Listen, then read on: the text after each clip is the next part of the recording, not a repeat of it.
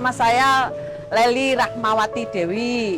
Saya usaha catering, nasi kotak, kue kotak, prasmanan. Alhamdulillah Mbak, kayak sekarang ini aku banyak kebanjiran order juga untuk nasi kotaknya di kegiatan WWF ini, untuk panitia-panitia.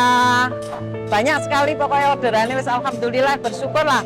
Dan saya yakin semuanya akan berdampak kepada UMKM yang ada di Bali, di Denpasar terutama. Untuk Polri sama TNI semuanya itu sangat-sangat maksimal, Mbak. Karena apa?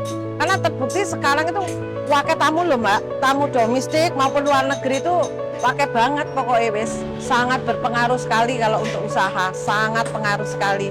Karena apa? Karena di usaha ini, Mbak, saya yakin dengan adanya WWF ini semuanya itu berdampak, Mbak, untuk di Bali ini semuanya sangat berdampak sekali, berdampak positif ya maksudnya lo ya, gitu.